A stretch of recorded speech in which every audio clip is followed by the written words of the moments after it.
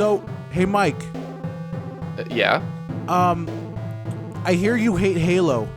I hear you don't like it anymore. That's how you want to open it? Yeah. That was your idea? You hate Halo. To just shit on me and spread lies? Because you hate Halo now. You don't like it. I don't. Okay, so get this, guys. Michael hates it when there's mobility in video games. You're skipping like 30 minutes ahead. We haven't Michael even hates started it when the there's show. mobility in video games. Michael hates when characters can jump, when they can run, and in fact, if they move even just slightly faster than a 2 pace decibel, he fucking wants to punch a puppy. Fun fact, add that to your Michael Soderblom wikis right now. Add that to the Cynic Clinic wiki. Michael hates mobility and will hit an innocent child out in the street if he ever sees it happen. I thought it was a puppy. Oh, whatever. Anything innocent. It's both? Okay. Okay.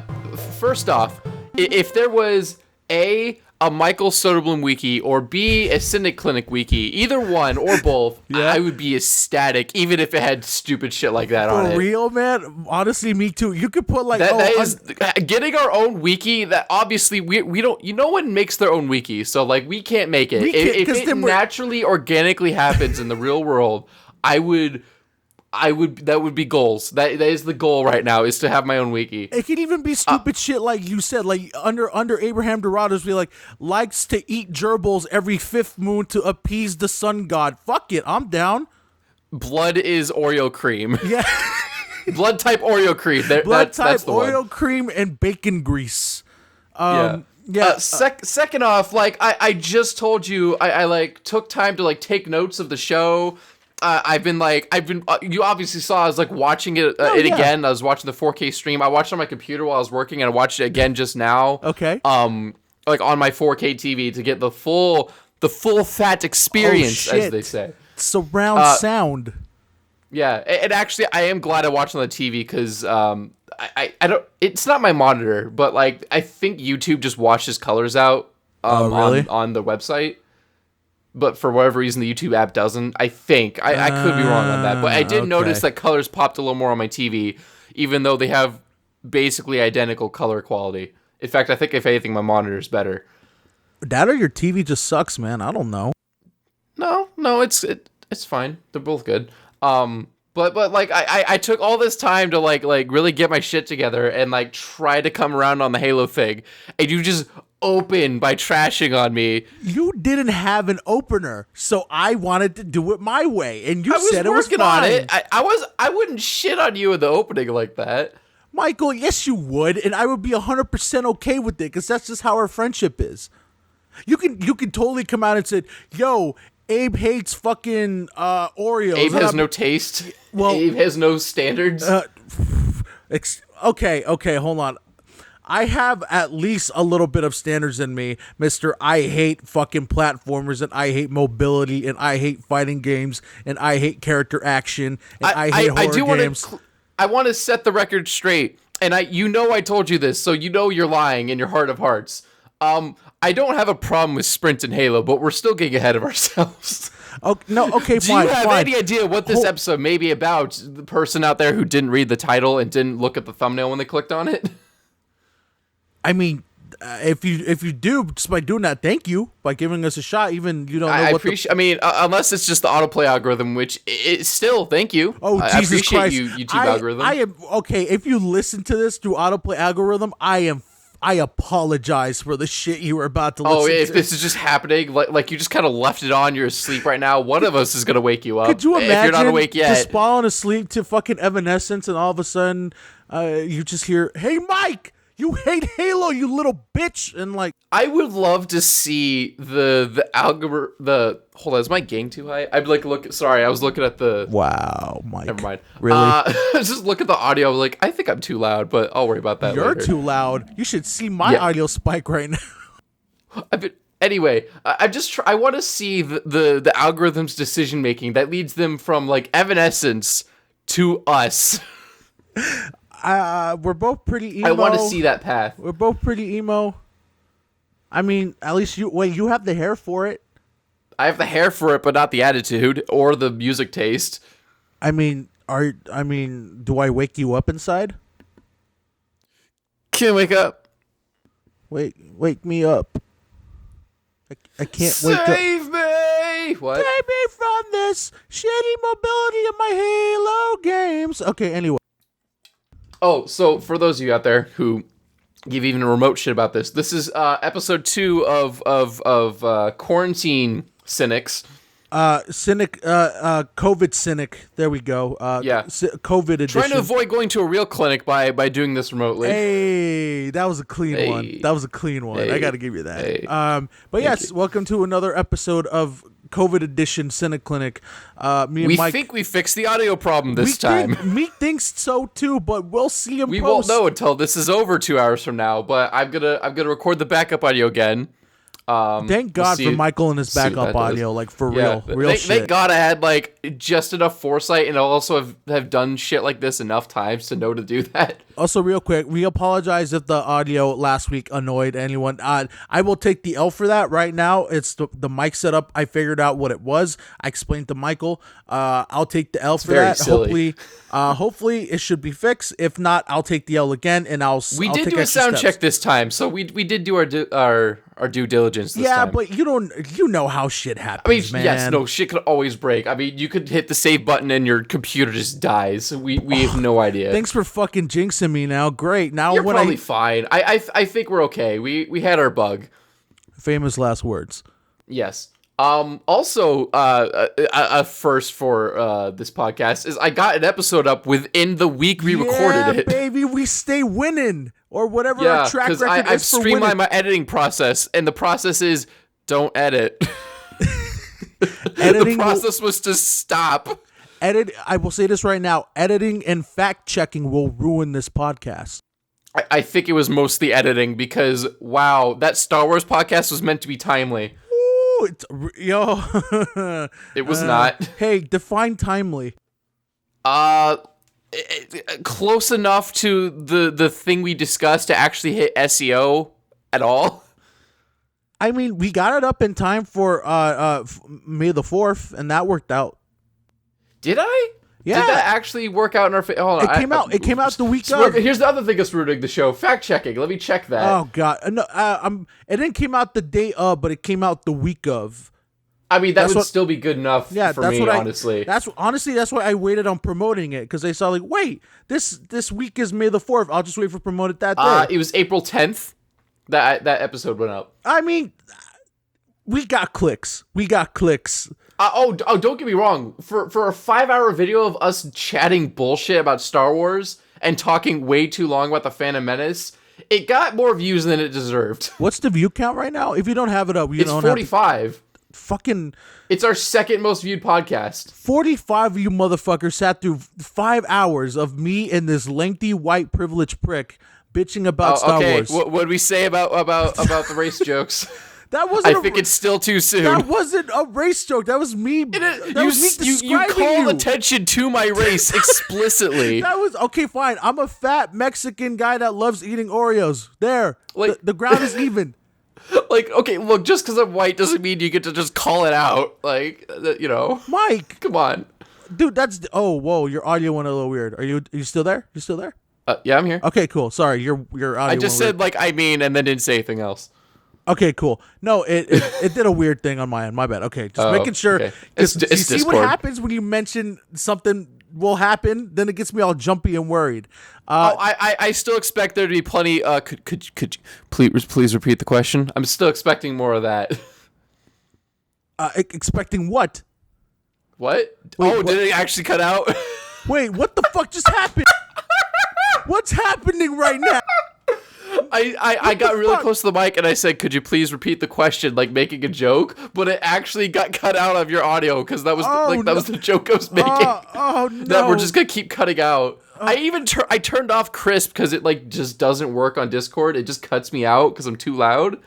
Isn't Discord just holy fucking shit? Isn't just Discord just fucking broken when it comes to chats?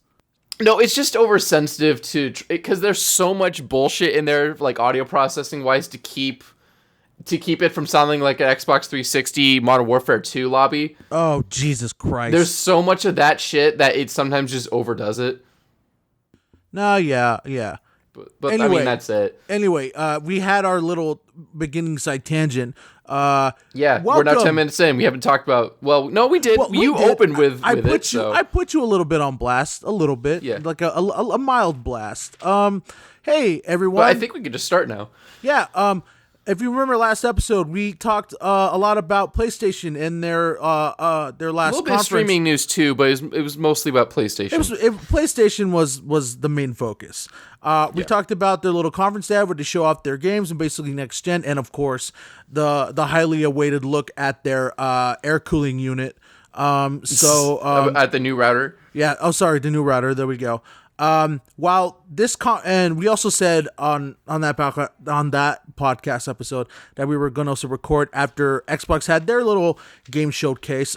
Just to reference, here we are. Yeah, just to reference, they didn't talk about any hardware, no price, no date was given. They said this is just mostly going to be about games, and that's what it was. I mean, there was a little bit of talking heads, but like the ratio of gameplay to talking heads was there's a pretty huge gulf there. I'm just glad they came out beforehand and said, hey, listen, this is all about games. We'll talk about hardware later. So that way people don't fucking leave it kind of like, oh, no price, fucking bitches, chicken. People knew what they were getting. I mean, granted, those people were still there because gamers are the worst human beings on the planet. They were there, and but they can't fucking read. Yeah, they were there, but they weren't in mass, you know? It wasn't like a massive Twitter thing like, because I think with the PlayStation there was that.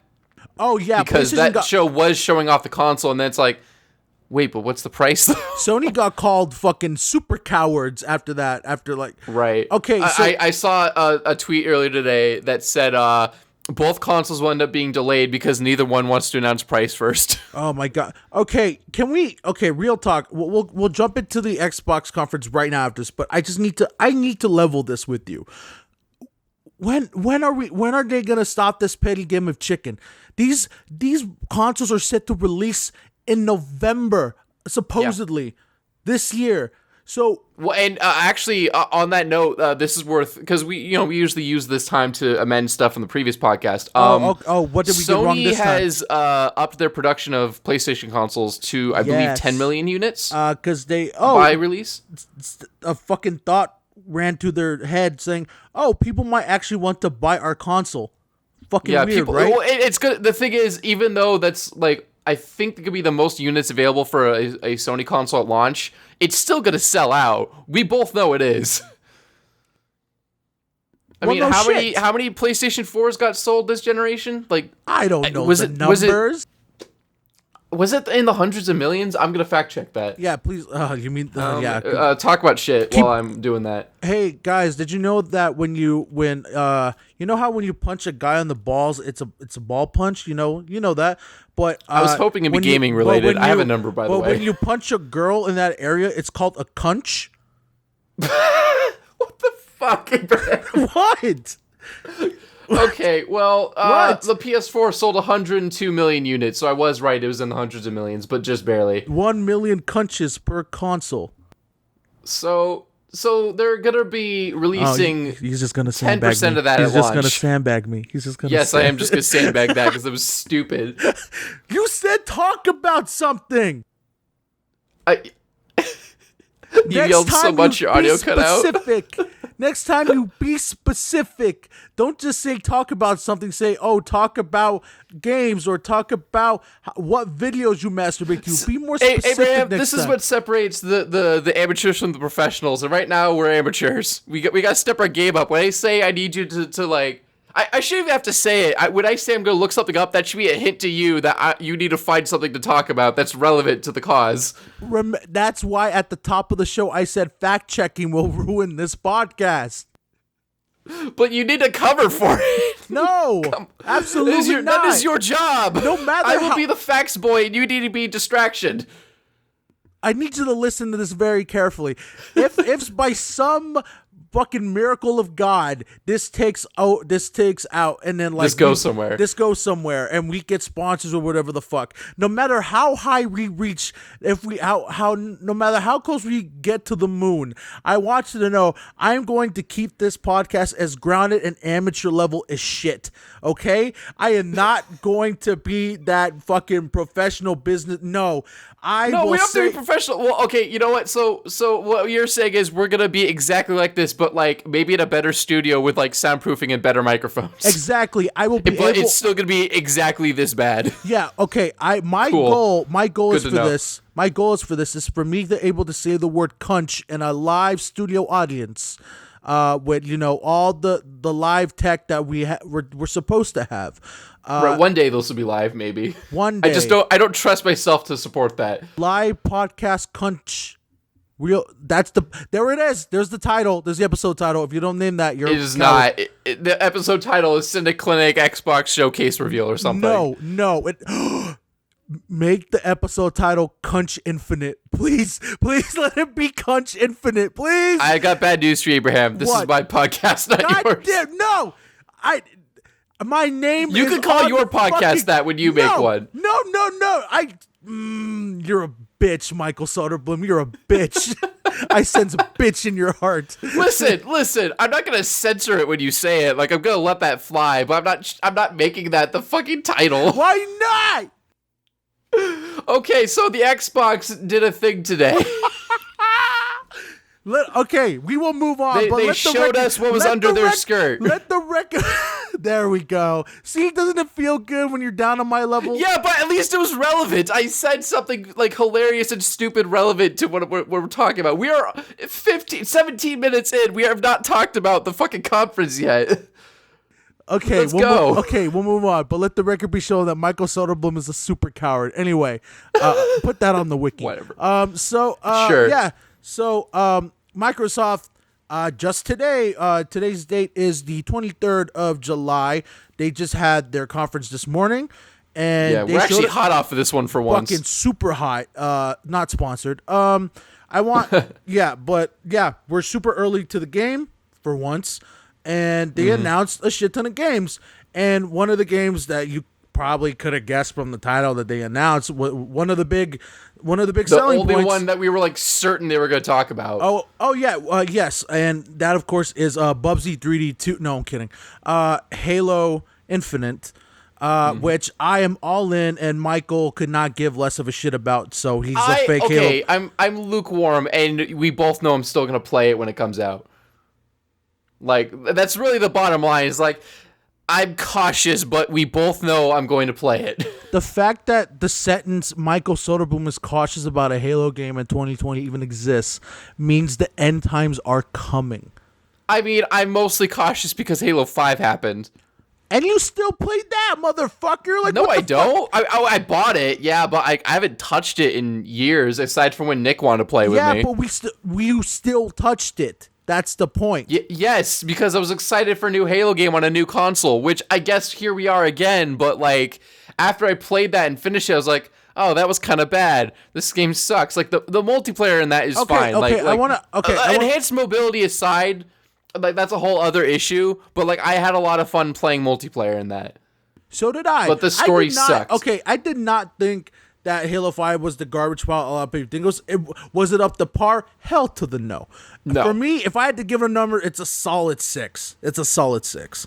You know, I think I agree with that, actually. It is not a 2. It is not a 3. It is not a 1. 1 means it's unplayable. 6 is fair. And a 6 is really being held up by that multiplayer, because it is good. That multiplayer is really fun. It's so fun. And even that firefight mode is really fun. Oh, no, I had a lot of fun with that. I wish it was more like traditional firefight, or like it was at least a separate thing, but like it was still solid. It was still a fun time. And it gave you something to like use your rec cards on if you don't like playing in Warzone like with other people. Yeah.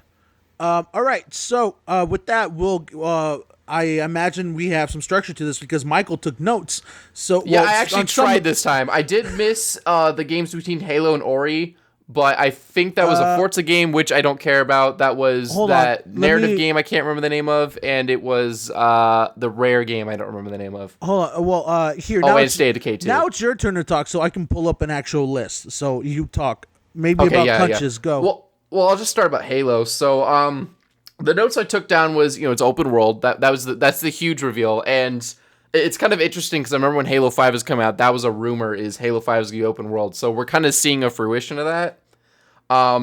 Definitely new weapons. I saw plenty of new weapons, including I thought it was the Mauler from Halo 3, the kind of like one-handed. So did I. I thought it was that too. Yeah, it was like the one-handed shotgun. It was not. It was something else. It looked very similar though, and I think it was also meant to be a brute weapon. So it still looked equally cool though. There was also there was another brute weapon. It was kind of boxy looking. It had a knife on the bottom. I don't know if you actually saw it in the gameplay, but it did show up on the little icon. So real quick, level with me. Did some of the weapons that Chief was using, like there was one weapon that he was using, it looked like a fucking like a little plasma cannon with a red outline. That looked like a fucking Forerunner weapon that he would use in 4 and 5. Am I the only one that thinks that, or are we talking about the same weapon? It's the big cannon that had like a red outline on the side. Yeah, I think that was the same guy I was talking about. I think that's meant to be a brute weapon. I think. Yeah, but I'm saying doesn't that kind of it did remind me of Forerunner weapons for sure. It reminded me of the Forerunner assault rifle. I don't remember the name of Spiker or something like that. Yeah. No. Spiker's brute weapon. Okay, so I have the list up right here. So yeah, we'll just go in order, and if we have thoughts about any of the games that had come up, then we'll talk about it. If not, then we'll move on. Like I'm pretty sure we're gonna sandbag Forza. We have nothing to say about nothing against racing games. Just neither one of us play simulation racing games like that. Yeah, I mean, if you're not fucking if you're not an arcade racing game, then I don't give a shit. But yeah, real quick, yeah, you started talking about Halo, so let's take it from the beginning. We didn't know they were gonna start off the jump with Halo. Michael I thought it was made like the last thing. Yeah, Michael made a joke like, "What is this T1800?" Because it had the melting metal stuff. I thought it was like a T1000. I was like, is this a Terminator game or like for real? That's kind of cool. Dude, I thought you got it as soon as they said Mjolnir armor. Oh, remember my stream was behind you, so I heard Mjolnir. I was like, oh, I'm a fucking idiot. This is Halo. You just lost all your cred in that fucking moment. Then, what? I would have lost my cred if it said Mjolnir and then I said, is this T1000? I mean, to me, you lost your cred, whatever. Anyway, so yeah, they start out with a neat little trailer of Chief's new armor being created, which also is voiced over by Cortana, which we do not see her, but we hear her in this trailer. And I thought that might have been Halsey. Well, Jen Taylor does the voices for both, correct? Yes. Then I think she just Halsey. Like makes herself sound a little older when she does Halsey, but like specifically in Halo 4, because Jen Taylor is in this, but that you brought up a good point. She could be Halsey or Cortana. And actually, it's worth pointing out that during the gameplay, we did not hear Cortana speak. No, not at all once. But it also is another thing they point out in this trailer. This takes place in 2560, right? Yes, which and why is that important, the Human Covenant War in the original timeline ends in 2553, but like Halo 2 and 3 take place in 2552. Yes. Actually, I think all 3 Halo original games take place in 2552. Halo 3 happens literally on the same day that Halo 2 ends, correct? I think it's the next day, but it is like back to back. There is a time jump between 1 and 2, though, obviously. Yeah, I mean, obviously. But I think all 3 of the original trilogy take place the same year, and subsequently, so does ODST and Reach. So real quick, I don't know if you have this information off the top of your head. How much time in game passes in between Halo 1 and 2? A couple months? I didn't find that. I was looking it up. I'm assuming a couple months. I know that there's a book that has some of the gap, which is First Strike. Yeah. It's been a while since I read it, and I don't remember if they specify how much time passes, but I believe it's a few months. Okay. Because when I was looking this up, I checked the year 2552 because that's the only one I remembered for sure as being significant, and it said that the battle on Installation 04 was that year, and that was Halo 1, so it must have all been the same year. It's super insane that, if you really think about it, that like a majority of the Halo games take place literally within like a year of each other, within the same year. Right.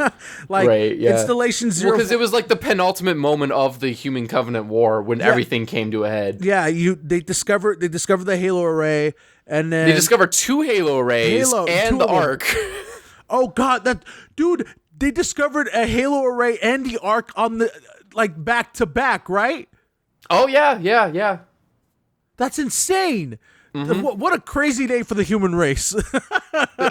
and frankly, for the Covenant too. I mean, that's the thing they've been worshiping since their creation. Oh my God! I just realized something. The humans in the Covenant were enemies on one day, and they were allies on the next day. Yeah, I guess so. Well, no, the humans and the humans and the Sangheli at least. Oh, the elites. No, weren't there some grunts on our side? Oh no, only in Halo 2 there were some grunts and the hunters were fighting with the elites. But in Halo 3 they're all with the brutes, all Sangheli, except for the elites. All right. So and then the war ends the following year after the Ark is destroyed. Isn't that a crazy notion? We were fighting against these fucking blue lizards, and now we're fucking teaming up with them the next day. The same fucking year that Reach falls too. Fucking wait, did Reach fall the same year? Halo Reach was right before Halo 1 starts. Oh my God. Like, all the significant shit that was like worth putting into a video game happened the same year. You're so right. Reach happens, and then the autumn runs because they were running away from the. Oh my God. Yeah, because I think there was like a pretty significant time gap between Halo 1 and Reach, but I think the significant time gap was like 3 weeks or something. I could check that, but like, and then we don't have time. We're already we need to move on. Huh? And then ODST happens as well. Yeah, ODST is like smack between 2 and 3. Actually, it's kind of during 2. It's during 2, and because there's not really anything between 2 and 3. Like, it just happens. The legendary ending of ODST was Truth uncovering the Ark. Yeah. I remember that. That shit was real. And I mean, obviously, even without the legendary ending, like, Johnson's back on Earth by the end. So yeah. When Johnson pops up, you're like, whoa, Johnson's back on Earth. Wait. How the fuck did Johnson get back to Earth? Twice. Well, no, I know he gets back the first time because it was in the book, but like, he took a Pelican, how the fuck did he get back the second time? He took a Pelican, right? The first time? The first time he was on a Pelican, I believe, and then he met up with the chief, and then obviously the chief got everyone the fuck home. That was a whole long story. That was an entire book, so I'm not gonna explain the whole thing. But yes, he got away. That's our way of saying go read the books, ladies and gentlemen. Yeah, which they are good, by the way. Yeah, like, so most video everything game except books, for the Forerunner books, which are just confusing. I mean, I'll take your word for it. I haven't read the Forerunner books. I tried, and it's so it's like reading Dune, but like 10 times more confusing. Oh my God, no! There's nothing. No, you can't compare that to reading Dune. Well, Dune is I a just trial. did. Dune is a literal like trial. If you get through that, but you like get eventually the vernacular just kind of starts to stick in your head because they just use it enough. But like the Forerunner trilogy, or I don't even know if it's a trilogy, the Forerunner era books of Halo are so far removed from what we can understand in reality that I just could not follow it at all. Okay, so no, but I say that like I don't take the you related to Dune really lightly, because if you finish Dune, then you you get major nerd cred. I mean, let me put it this way: I finished Dune, but I didn't finish the first Forerunner trilogy book. Oh Jesus! I think I read the first 2 chapters, and I was like, I am so lost, and I'm never gonna get unlost, so I'm just gonna stop. Once again, that hard drive article of guy continues his 5th try of reading Dune. Holy it did shit. take me 3 tries to read Dune, I'll say that. I still have not finished reading Dune, but I will, because the movie's coming out this year. I mean, if even it's coming out this year. I seriously doubt that movie's coming out this year. I mean, it's shot and edited. I just hope it's supposed. Maybe it's a December release. Maybe it'll be on Amazon or something. No, that movie has a humongous budget. Are you kidding? No, like the $20 ticket Amazon releases. Yeah, I guess. Okay. Anyway, so yeah. And this the Halo Infinite demo that they showed off, I think is very nice because it takes place like literally after the trailer they last showed us. Correct? Yeah. It seemed that way because it was crashing the Pelican, and he referred to having saved him in space, which we had seen before. Also, real quick, I want to say I don't know about you. I like that we have a designated like human companion with us. I think he's chill. Yeah, I'm actually down with that. It looks like they're actually trying to write him as an interesting character. Like they're giving him backstory and giving him like he's got a pretty decent voice actor. It seems like, he's Latino, and like so he I'm down emotes with a lot. that. So like I'm down with it. And he's Latino, so I'm down with that shit. So let's go for it. Yeah. So yeah, I think that's really cool. And the little intermittent cutscenes they showed at the end, they showed a lot more of him. So I think he's gonna be another big player. Yeah, he's clearly important to this story if they're gonna show him like multiple times like that. I love the contrast and the bickering he has with Chief. I'm like, yeah, I was gonna say like I kind of like that they're not getting along, and it also makes sense because like think about. Because again, this is 2560. Like the war not only did it not end in 2552 with like a huge human victory, like at the face of impossible odds, with Chief at the head of that victory, but like they've been losing and then have lost. Yeah, the beginning of the text said, and I bet you there's some bitterness towards Master Chief in particular. Yeah. Oh my God, could you imagine if they blame us for the reason why we lost? Exactly. Well, and that was kind of my theory too with because I was talking with Abraham about this a little bit. Like, I noticed that there was UNSC Infinity stuff popping up. Which, by the way, Halo 4 matters. Halo 4 matters. We in there, boys. But so yeah, I mean that clearly indicates that even in this alternate timeline, the Infinity was built, but it may have been destroyed, and I'm wondering if like that was why the Halo ring is damaged but not destroyed completely. Like maybe it detonated near it. Maybe it was Chief's fault. Like he was trying to repel borders, as you know, as Master Chief does, repelling borders. It's his specialty in level 1 of games. Absolutely. Which actually that would fit. Like, what if level 1 of the game is repelling borders from the Infinity, but instead of getting off the ship and landing on the ring, like you fail and get ejected to space in a very like non-cool like Halo 2 way. Mission 1 will absolutely be like the mission that popped this all off. Like the day it all goes wrong will be Mission 1. Well, and even from a gameplay perspective, it makes sense because the reason that they did a level like that in the first 2 Halo games is because those kind of tight corridors were what people were familiar with in first-person shooters at the time, and it was a good place to kind of learn the controls and learn how to get around. So dropping someone in a smaller like closed-off ship environment and having to repel borders is probably a good place to like get people used to the game before throwing them into a fucking giant open world. Yes. So that theory does fit even from a gameplay perspective of teaching the player kind of how to get into the game before opening everything. Going back to it, I really love the dynamic that Chief and the new character have, where he just wants to get the fuck out and like survive, and she was like, "No, he just wants to go home. Like fuck this war." Yeah, he's like, "We lost. Let's go home. Maybe we can regroup." And she's like, "Nah, we need to beat he's being these objective. motherfuckers." He's like, we are not going anywhere with those anti-aircraft cannons. Like, we got to deal with that, and then let's leave. Yeah, and I don't. And he also didn't. Did you notice he like was not letting this dude leave the Pelican? He's like, you stay here. No, you're staying here. Okay, look, I'm gonna go take out the aircraft guns, and then we'll go together. Like, this dude is not dying on my watch. Absolutely. So I love. God, even with little words and little movement, they add so much character to Chief. Yeah. It's unflappable how much they're able to do with this character. I mean, I know there's a running joke for people that don't like Halo games. They're just looking at it from the inside of like, oh, John 117, John Halo, that's the one. John Halo man, Mr. Chief. Cool.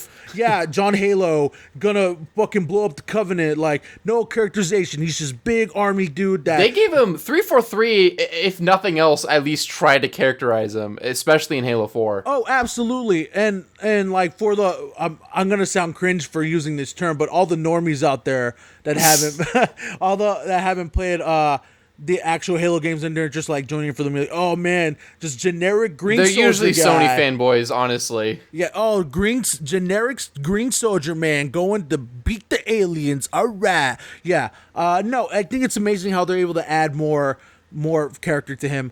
But going more into the demo, it's not like he wasn't already cool in the other games, especially like Halo 2 and 3. I mean, in Halo 1 and 2, he was. I'm not gonna lie. For me, he was just like he was cool cool green armor guy. Absolutely. Halo 1 especially, yes. Yeah, Halo 1 had no characterization at whatever. They did like a little, like he was a little. It's like subtle stuff, like when they're talking about blowing up the Autumn and the 343 Guilty Spark stops the self-destruct, and he starts tossing the grenade in the air without saying anything. Well, like that was like, it was little things like that, but like that doesn't really add character. It just kind of makes him like a quiet badass. Which he was to begin with, but right. Yeah, I just love how he got a lot more chatty since 343 took the wheel. Oh, absolutely, and there's no problem with that. It's not like as long as he's not like super duper emotional. Well, actually, he did seem to talk a little too much in Halo 4, but like it also saved us from having to sit through too many cutscenes. Yeah, so like honestly, I'll grant it that. And the majority of that game is just him and Cortana. He has to have talked. There can't be a situation where it's just Cortana talking and fucking Master Chief pulling a Doom guy and going, Well, no, he didn't even do that, because in every other Halo game up until 4, he didn't talk unless it was a cutscene. If you were in first person, he didn't say anything ever. Yeah, it was always external. Which in 4 he did do that outside of cutscenes, but it wasn't majority. It wasn't a big chunk. It was a little jarring the first time I played it, but like it's not such a big deal. He wasn't reading like sentences of Shakespeare. He was just saying a yes or no to Cortana. It's not a big deal. There were some longer discussions, but it was usually like while you were driving somewhere. Like it was not during combat or anything like that. Yeah, it wasn't which would have been a problem. It was adding to a very dull moment that needed to be padded with something. I'll tell you what it is. It's a light year better than the Halo 3 Cortana transmissions. Oh my god. Those have aged so poorly. So like bad. I've been playing it again because it's out on PC now, and like, oh boy, that game runs tight as a drum. I fucking love it on PC. It is the best port they've done so far. But my god, just let me move at full speed when Cortana is bitching at me. So day one, release day or release week, those Cortana intermissions are fucking bone chilling and cool. Now they're distracting. They're just and annoying. Let me play the game, please. Especially on the fucking on Cortana's level, the one where it's only Flood and you have to get her from the Gravemind, and fucking Gravemind and her are both interrupting you. Okay, I'm not gonna lie. That's the worst level in that game. When Gravemind talks to you in the way Cortana's did, I freaked my shit. I'm not gonna lie. Look, it was cool for like 2 seconds, and then it just turned into, oh my god, I just want to get out of this level. I fucking hate this level. I'm sick of dying. Stop slowing me down while I'm trying to move. Michael's just trying to do 360 no scopes, and meanwhile Cortana and Gravemind are like, let's break it down. Yeah, no, for real. It's so annoying. But Halo Infinite, so they went. So, what did you think about it visually? Because I remember you saying like it was super, super crisp. Okay, all right. So I don't know if you've seen any of the backlash on Twitter lately. I've seen a bit, yeah. So have you seen the screenshots? I've seen the ones of the brutes. Yes. Okay, yeah. All right. So in Are those the ones you're talking about? In motion, this game looks amazing. In motion, I love the art style they went with. A lot of people are bitching about the still models and the brutes. I still have hope because we still got months until release. I'm sure they're gonna fix that's it. going to be the major disclaimer with my opinion in a second. Yeah, and also like this is not the finished product. They did not say this is the finished product, guys. Calm the fuck down. I'm pretty sure they probably should have put up like this is pre-release footage on the screen to kind of temper people's expectations, unless this is truly a final version. Oh god, in which case, hope not. I'm worried. Yeah. Okay. No, but I'm pretty sure, knowing their track record, I'm pretty sure this is not, because Halo is not a game known for having bad visuals. Okay, not even 5 looked. Yeah, ugly. I was gonna say maybe 5, but like 5 kind of get to pass because they were trying to push frame rate on a console that was weaker than the competition. For all of 5's weaknesses, I did not think it ran bad or it fucking looked bad. It was the best running Halo game to date by that point. Oh yeah, okay, yeah. So good, we're in agreement. I did not think that 5 looked bad or fucking ran bad or by art direction. Halo 5 just. Sorry, I didn't let you finish your sentence. No. I was pretty much done. I was going. Go ahead. Okay. So I mean, again, for like the 100th time, My feelings of the Halo 4 and 5 art style are long on record. It's mostly the armor and the enemies, and like a little bit the guns. Like I don't like the DMR; it looks weird, or the battle rifle looks weird too. The assault rifle looks okay, but like, so my problems are with the art style specifically. But like that's not a technical issue. Halo 5 looks fine, but they made cutbacks to make it run better. Like so, I get it. But to date, I think visually the best Halo game is still Halo Reach, because it just really. I disagree. It is okay. Well, I'll explain, and then you can respond. Go ahead. So I really like the kind of grittier like detail to it, and detail is really the word, because like the texture work they did for that game just is really, really good. I mean, the actual resolution of the textures maybe hasn't aged well when you look at the PC or the Xbox One X enhanced versions.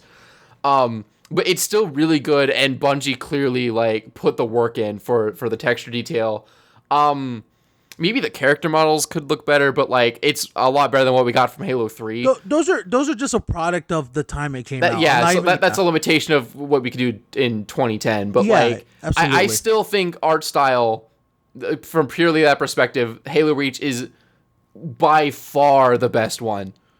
Like it's not even close. Even like Halo 2 and 3, which are my favorites, Halo Reach is not even in the same realm as better, which is why going to Halo 4 really like got me in the gut a little bit. But you go ahead. So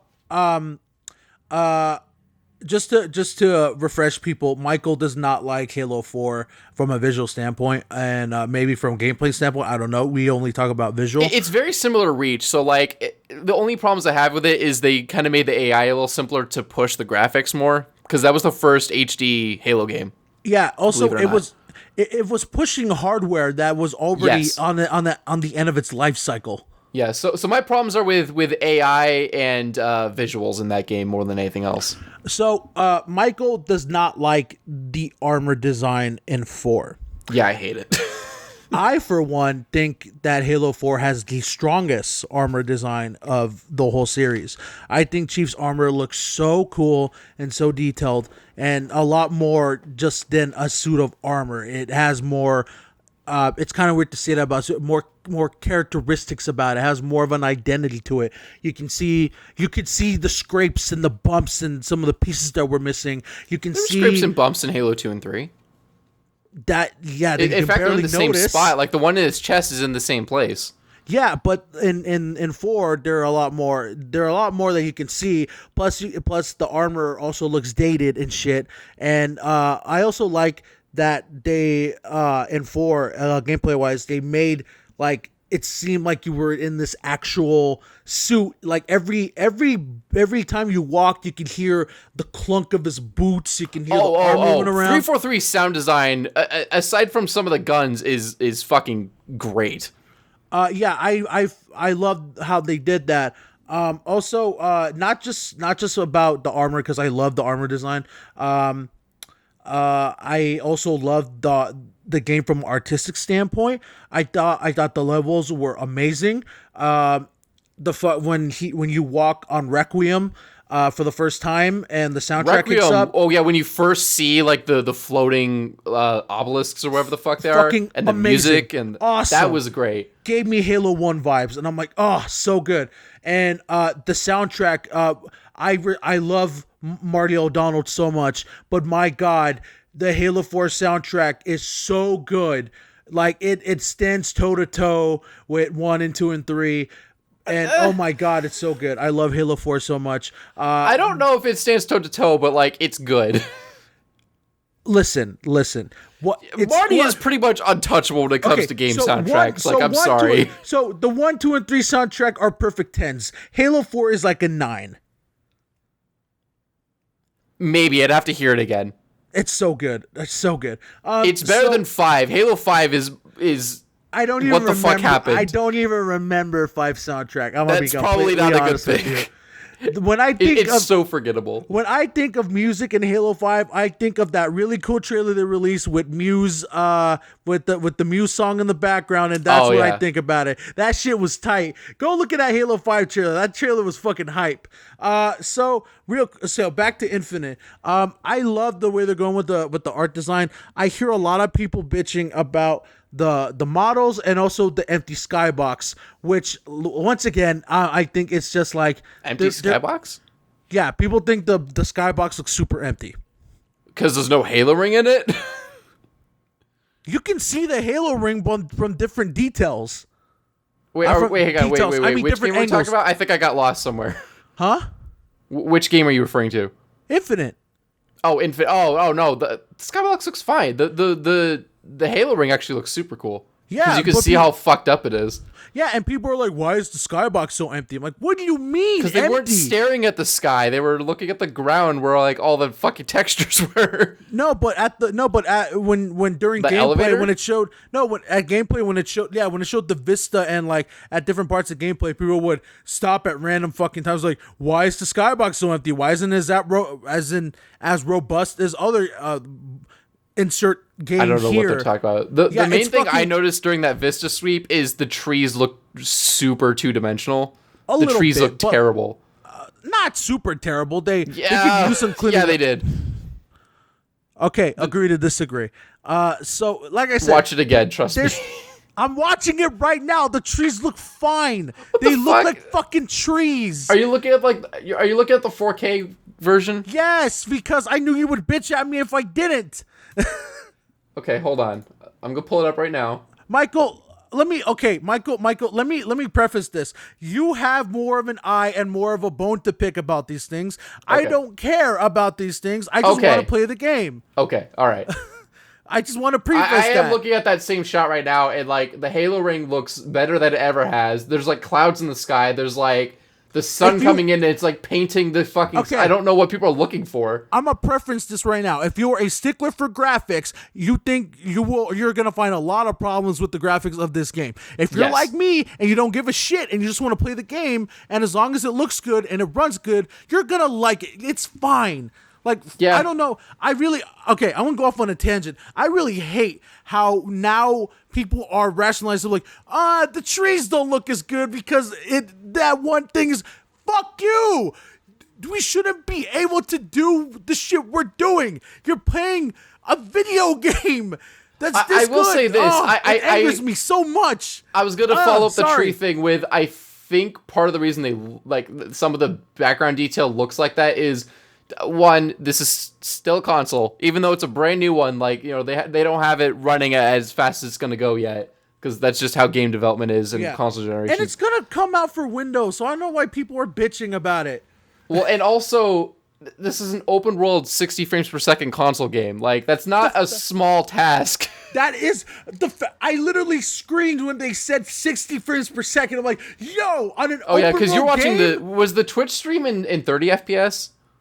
I didn't check, but I did not notice a big difference. The games ran fine. I did not. But did they all look the same? Because some were 30, some were 60. Fuck, man, I don't know. I would have to watch the whole conference again. Okay. Fuck if I know. Okay, because I did notice when you were freaking out, I'm like, yeah, of course it's 60. I'm looking at it, like I can see it's 60. That's incredible. No, yeah. It's worth pointing out, by the way. I was more focused on the fucking. I was on the spectacle that is, Halo fucking Infinite. I wasn't being like, does it look like it's running at 60? No, I was looking at big green dude killing aliens with a grappling hook. Fuck you and your ray tracing and your 60 FPSs and your fucking video cards. I just want to shoot aliens while grappling. Fuck you. Well, then play Doom Eternal. We already have that. No, I'll just play Deadly Premonition 2. Game of the Year. Buy it now on Nintendo Switch eShop. Please, go. Buy it after they fix it. No, buy it now. Because fuck all those haters.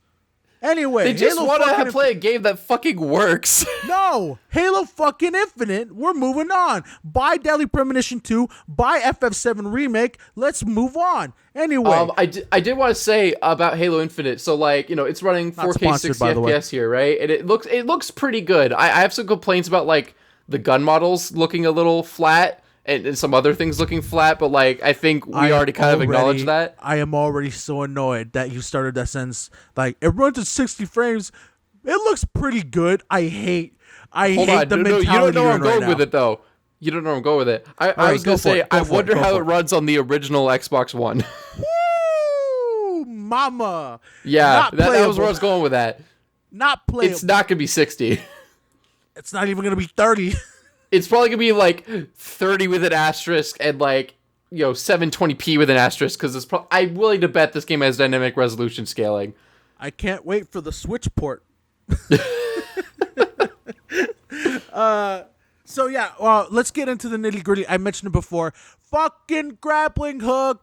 Halo players hate mobility. There's a grappling hook. Woo! I want to see how they implement it because I'm worried it's gonna be gimmicky. But we don't know yet, so like let's wait and see. You purists have no imagination. Like, I just fucking said I hope they use it and it's not gimmicky. Like, what the fuck? We didn't even talk about the sprint, which, by the way, I think people crying about sprint, especially in this game, are out of their minds. This is an open world game. If you can't sprint, this is gonna be the worst game ever. You know what people's response to that is? That's what the vehicles are there for. Yeah, okay. This game is still huge. Did you not see the map? By the way, it's another thing. We have a map in Halo Infinite. Holy shit. Holy shit. Well, it's an open world game. I hate but yeah, like they only showed him driving one vehicle. Which is the Warthog. Which right, he drove a Warthog for like 2 seconds. I'm hoping that there's more of a focus on single passenger vehicles because it looks like you're spending a lot of time by yourself and not with Marines. Yeah. And usually you want Marines around when you're driving a Warthog so they can get in the gunner seat. But like maybe there'll be later missions you'll like link up with other Marines on the planet I think that what we were just shown is the first like 10 or 15 minutes of the game. Yeah, the first like beginning of the game. Yeah. This isn't like deep game. This isn't like halfway through. At least I hope it's not. Well, yeah, because if it's you're by yourself the whole time, that could probably get really boring. Because some of Halo's strongest points are when it's like all out war and there's just both sides are full of soldiers. Oh, absolutely. But yeah, the gunplay looks good. It's fucking Halo. It should. The grappling hook, you can use it to traverse. There's also gameplay of him using it during combat to grapple towards enemies and beat the shit of them. Well, and grab stuff because he grabbed that fusion coil, and that fucking got me. Because being able to grab non-weapon items is pretty cool. Could you imagine? Oh, my question is, can you grapple weapons toward you? That'd be sick. Maybe. That'd be a cool evolution of people using grenades to like launch sniper rifles at them. Oh, I'm coming. Oh, so... If they could do that, I'm surprised they didn't show it, because, like, when he turned to grab the rifle and he just grappled it, could you imagine how fucking... That would have been a pop-off moment if he just grappled the fucking gun. This game has so much potential. Oh, I'm super hard right now. There's GIFs on Twitter of... There's one GIF that got me of Chief using the grappling hook to grapple to an elite with a sword in his hand and just fucking killing this motherfucker midair with a fucking energy sword. I'm like, fuck yeah, Halo, we in there. Yeah, they should have shown that in the trailer, because a lot of it was kind of like whatever. They had a lot. But like, if they have shit like that in the game, they need to show it. They had a lot to showcase. They weren't gonna show everything. I guess. Like, Jesus Christ, I guess they wanted to stress, like, this is an open world and we're not gonna cut it up. Like, we're gonna show you as it is. Plus, they also said they also said they were gonna show us more in the months to come. So it's not like this is your only look at Halo Infinite. Right. Have fun, fuckers. Let's acknowledge that. Thank God we're finally seeing this game. Yeah, Michael was in such a sour mood for this whole year because, like, what the fuck is Halo Infinite? What the fuck is this game? It's what coming out this year, and we know nothing aside from the one trailer with fucking dust and echoes. Michael has been in a fucking mood this year when it comes to video games. At least Cyberpunk's coming out this year. Is it? As Grounded kindly remind us, but we're getting ahead. We should move on, though, because we're almost an hour in, and we've talked about one game. Halo was the selling point of this conference. I know. That's why I'm not disputing the fact that we've been talking about this long, but, like, we should start wrapping up any thoughts we have about this. Okay, fine. the game's gonna be hype. I'm gonna play it. Michael's gonna play, and he's gonna shut up, and then he's probably gonna not play it for another 5 months because he's a fake Halo fan. Anyway, moving on. Michael, final thoughts? I'm curious to see the multiplayer for this game because that's something they haven't shown yet, and I'm curious if it's just gonna be like the same arenas we've always had, if it's gonna still have the same mobility stuff. Because some, I don't know if a Halo game's done this, but like some games will have different abilities between multiplayer and single player, just for balancing purposes. Actually, Titanfall 2 did the opposite, where you could only use the cloak during single player, but you had all the abilities in multiplayer. So maybe it'll be the opposite. I hope they keep it all in. I hope they're not cowards and they keep it all in. I hope people. I did have a thought though. Kind of like the MLG game variant playlist I was talking about. They could just have like they could have like classic Slayer and like like new Slayer. They're going to have to. You can't have a fucking Halo game without classic Slayer. What the fuck you think this is? Well, classic Slayer specifically would be like no enhanced mobility, classic weapons, and like more what people are used to. And then they'd have the new Slayer, which has all the new shit, and you just go ape. Yeah, then those I think that would make people happy, is having both options. Yeah, and those players are for the purist boomer cowards that don't want change. I mean, frankly, yes. If you want to play classic Halo on a brand new box with shiny graphics, there's an option for you. Or you could probably just play the Master Chief Collection again. Yeah, I was about to say, it's called the Master Chief Collection. You fucking... I hate the Halo fan. I will go on record. I hate the Halo fan base, and I'm part of this fan base. I hate you fuckers so much with a passion. You guys make the Smash because they cried about Sprint. You guys make the Smash community look like fucking angels. Jesus Christ. Okay, that's a bridge too far. That's not fair. Okay, fine. You guys make Michael. What's a toxic community? FGC in general. Jesus Christ! All right, all right. I'm not in this anymore. The FGC Illuminati. Michael Soderboom lives at 457. No, I'm kidding. Just dox me. I am not going to die for your sins, man. You do not fuck with the FGC Illuminati. They will murder you. They will ruin everything about you. The FGC or just the Smash community that's been having all the sexual misconduct issues? It started off with the Smash community, and then it bled into the FGC. Okay. I don't know if you saw, but the head of Evo was in it too. Oh, jeez. Yeah, that community is not doing too hot right now. Yeah. I mean, aside from the fact that it's kind of hard to hold tournaments this year, but like that sure doesn't help. Oh my god, what a blow, hit after hit after. Oh, it sucks. Anyway, this year's insane. This year sucks. So all right, let's move on to the next game. I think we talked about Halo enough. Okay, so after Halo, they showed Forza. Who gives a shit? And then after that, guess who showed up? Fucking Rare. Rare showed up with a little new game new IP called Everwild. It was a CG trailer. No gameplay because I think it's still in early development. They described this is clearly something coming out in like 3 years. Yeah, I'd be surprised if even 3 years even. Fucking. Did they have a date at all? No, it just said coming soon. Okay, so 3 years. Yeah. How long did it take Sea of Thieves to come out? Fucking 5 years to come out. Was it 5? It felt like 5. No, it can't have been.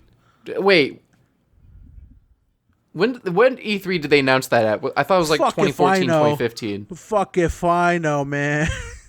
If it's 2014, then it came out 2017, right? 2018? Yeah. Then it took like 4 years.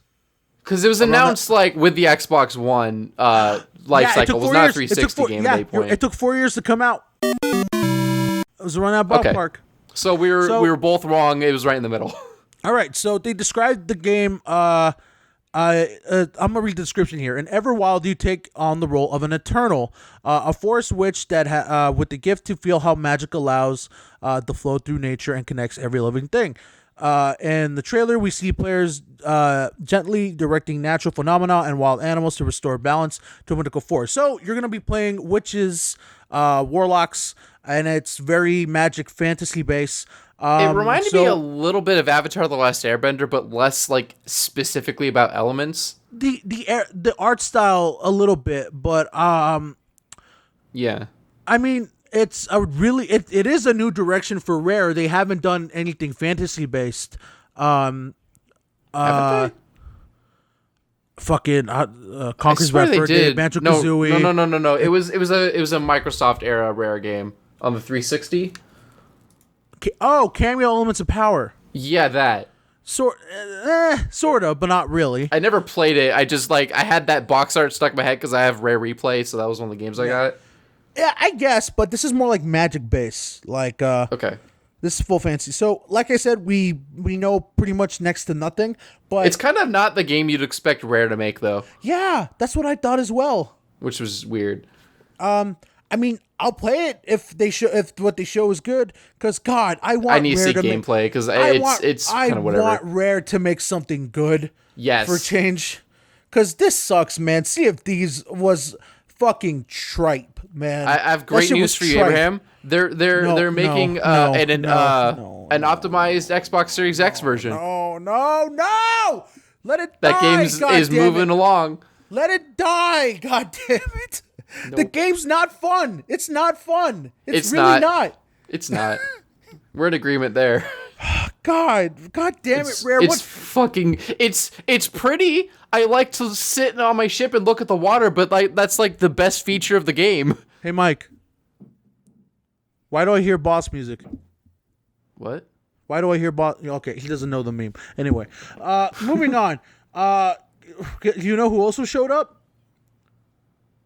Fucking Obsidian. Are we skipping a game? Am I skipping a game?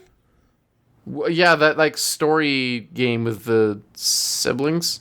The one I was shitting on. Yes. The other one I was shitting on. Oh no, we skipped the game in between Halo and Forza. State of Decay 3 was announced with a CG trailer. Oh, that too. Yeah. State of Decay 3 was shown up with a CG trailer. Me and Mike were looking at it. Yeah, Michael was like, "Oh, is this State of Decay?" I'm like, "Maybe." And then he's fucking little did we know, State of Decay 3. And yeah, we just got a CG trailer. It's the third in the series. That's all we know. And then we got after that we got a story-based game called Tell Me Why from developer Don't Nod. It's a game where you play as I don't know if it's either sibling or you just mainly play the I don't think there was any gameplay shown. It was kind of just cutscenes. So a lot of people made. It was clearly in engine though. Yes, it was an engine, and it looked pretty. It looked good. It looked like it ran fine. Good. I hate. You can already tell where Michael's going. It just looks boring. Add it to the list. Add it to the boring story games about siblings. I don't care. Okay. But yeah, a lot of connections to Life is Strange were made. It did remind me a lot of that, yes. So I'm gonna read the description. In Tell Me Why, you explore the mysterious past of two protagonists, siblings, as they navigate a small town full of secrets. And it looks like it's based on the boy that was seemingly attacked by their mother for no reason, but apparently with these games there's always a deeper reason. It looks like they're looking into the why, or if it really happened, like if they're being gaslit or something. Oh shit, that's interesting. It seemed to be like did the events unfold as we remember them kind of thing. Yeah, but honestly, I'm down with these. I know these games aren't your cup of tea, but I'm down for a story-based game that's like that. Like I enjoy. I'm assuming it's going to be something in the vein of like a Telltale or, as you said, Life is Strange. Yeah. So they also announced. Besides that, the next game on my list is Ori, which I think was. So next. we're getting an upscaled version of Ori and the Will of the Wisp. Well, not just that, they confirmed it's going to run at 120 FPS, which I did not expect, by the way. Insane! Fucking insane! Because I thought that all that talk about like 120 FPS on new consoles was just like talk. Like, nah, they don't really make TVs that run that fast yet. And most people don't play console games on a computer monitor. So I thought that was just talking a big game. Like, we can run 120 FPS now. It's like, okay, sure you can, Xbox. Sure you can, Sony. But like, no, they're actually they're gonna do it. They showed the side-by-side and it looked fucking nuts. Yeah, so like, I mean, I don't have a 120 hertz TV, but like, still, props to them. Like, I mean, that's future proofing right there. Yeah, for real, honestly. And have you played Ori at all? Any of the two No, no, games? no. I mean, they're not my kind of games, but I know that they're well received games and people like them. They are really. They are so good. They're so fun. They're so sweet. They're so down to earth. Yeah, I mean, yeah, I can see this game not being up your alley, but they are really good games. They're really quality games. And I'm very happy to see that there actually is going to be some degree of push for games of that absurd level of fidelity that like we can't even use on most TVs yet. Oh yeah, man, the future has arrived, my friend. Right. So yeah. that was the big highlight for that, because like I don't care that much about Ori games, but like that's a big deal that they're actually going to make that push to that high of a frame rate. So, yeah. Yeah. And then after that, we were shown another story-based game, which Michael... Oh, I guess it is story-based. Yeah, it is story-based. It's called As Dusk Falls from an indie developer. Wait. That's not the next game. The next game is Grounded. Oh, is it? No, because I have them on my list in order, and I wrote them down as I watched them. We're both wrong. It's not Grounded. It's the Outer Wilds expansion. Okay, I didn't write that one down because it was an expansion. So, yeah, okay, that's fair. Wow, Mike, what the fuck? All right, so yes, Obsidian showed up to the party, and they showed a new expansion to Outer Worlds called Peril of Gorgon. And yeah, it's an expansion. We're going to get 2 of these this year, they said. And they're good to see. Outer Worlds First one's September, I think, right? September 9th, yes. Yeah. It's going to be for Xbox One and Windows. And I'm glad this game is getting support. I fucking love the game. Yeah, it's a lot of fun. Anything that's a kick to the throat to Bethesda, I'm okay with. Yeah, and actually there's 2 kicks to the throat, but we'll get to that. We'll get to that real soon. And after that, they also revealed not 1 but 2 more games, with the first one being a game you don't expect. We didn't expect from Obsidian, a game called They Grounded. said as much themselves. That ad was so fucking cheeky, and I loved it. I loved every second of that trailer. Dude, that game, like, I can't believe I'm saying this, but like Grounded, I think was the game I was the most hyped for after I saw it. I'm not gonna lie, dude. I want to play it when it comes out. Dude, it's Honey, I Shrunk the Kids with like a survival game, but it still has a story. It's the article I'm reading describes it as Honey, I Shrunk the Kids meets Rust. Yeah, I mean, yes. It made me think more of Raft, but I think that's just because Raft has kids in it. Yeah. Here's the description of the game. Grounded puts you in the shoes of a kid who's been shrunk down to miniature size. You and your friends explore and try to survive in the dangerous wilds of your backyard. It's I should mention that we will be able to play this game on July 28th in Steam Early Access and Xbox Preview on July 28th. I'm gonna be playing that, honestly. Actually, I'm gonna see if it's on Steam already.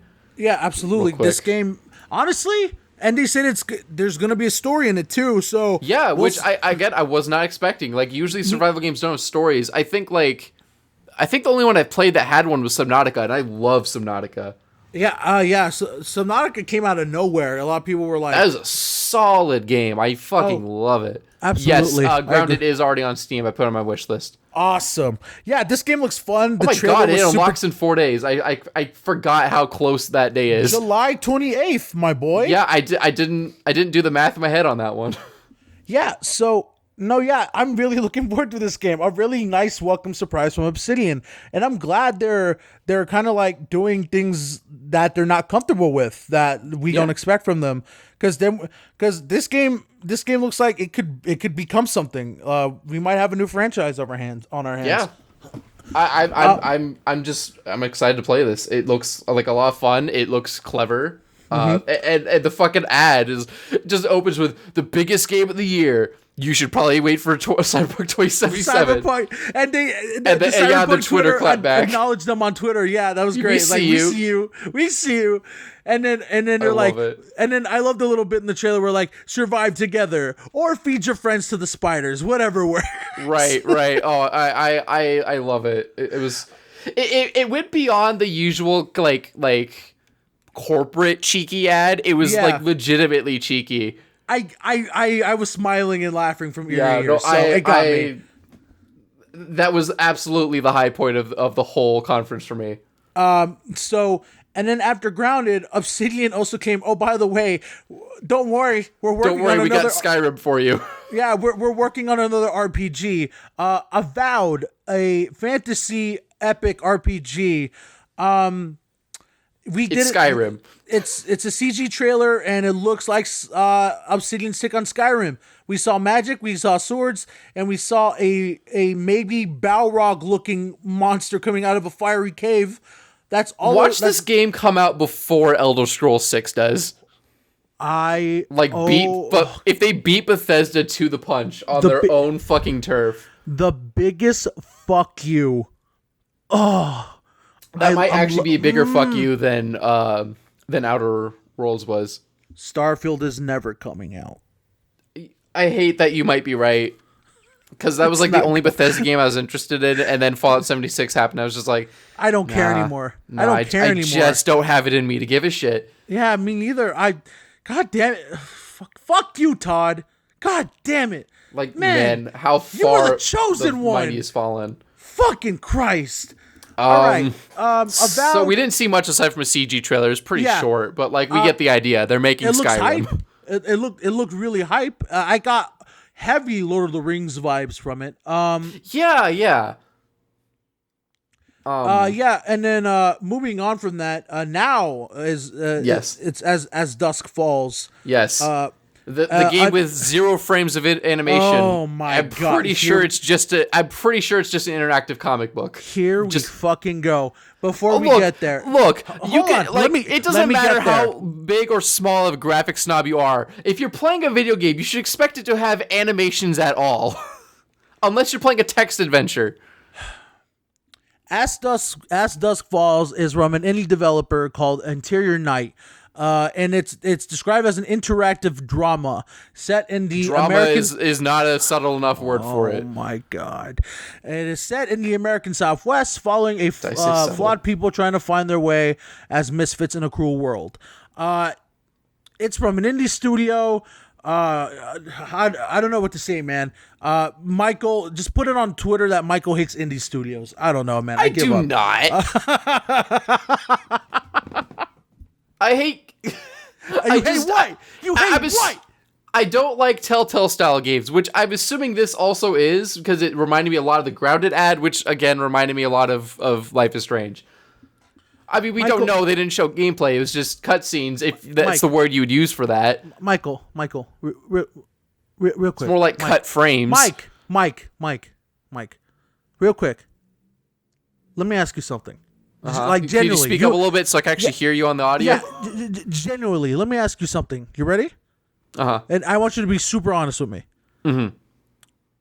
Who hurt you, man? Like, who hurt you? My birth parents who gave me away. Okay. Ooh. Disclaimer, I'm not actually bitter about being adopted, which is why I use it as a weapon to be funny. Oh, man. No, I'm just not that into like Telltale style games, which again, I mean, I'm only assuming this is.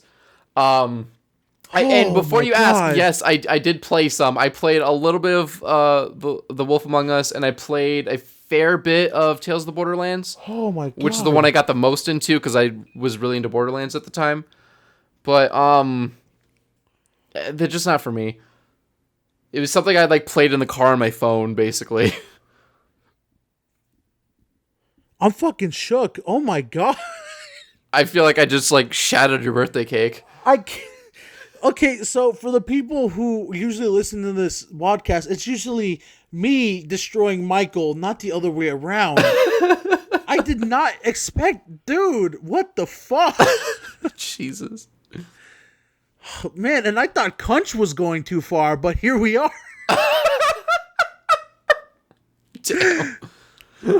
All right, do you have anything to say about this game? Because you clearly feel you're in a position to defend it. Because I just hate how you're willing to like crucify it without even playing it, or just on second one, fuck this game. Just like, what? Well, because I was watching, I was like, is this just a cutscene? Is this what the game is? But all they showed is the like 2 frames a minute animation. I'm just like, this cannot be what this game is. Mike, they showed the first ever like thing from it. You cannot judge from a first look. You cannot say fuck then this in that game case, the first look they provided was shit. Like, if the game actually is anything like remotely resembling a video game, then I'll take a look at it and I'll hold judgment. But like, if that's what it is, and it's exactly what we saw with like text prompts, say, like what to do or say next, then fuck it. Like, we already have that with like way better presentation. So like, what's the point? And, like, frankly, the story didn't really grip me anyways. Like, I wasn't interested in what was going on. Somewhere out there in the cosmos is an alternate timeline where Halo was a massive text adventure franchise. And, Could you imagine? a Michael Soderblom exists where he just he loves it. He fucking loves it. He loves like text Zork, adventures. but, like... you're not allowed to talk right now. Oh. And right now we have Michael Soderblom Prime Evil on this timeline. And I just want you guys to all know, do not judge a book by its cover. Do not be a Michael Soderblom. Only villains do that. Anyway, continuing. Well, we are in the dark timeline, so that tracks. Did you really have to make it? Well, what am I saying? Did you really have to make Look it real? at what's happened this year and tell me we're not in the mirror universe. Tell me. I was about to say, did you really have to make it real? But you brought in your fucking birth parents. Of course, we're already past that line. Jesus Christ, Mike, you're ruining the podcast. Unless you have anything else to say about this game, we should move on. We've talked about it. Yeah, we're moving on. So next, Psychonauts 2.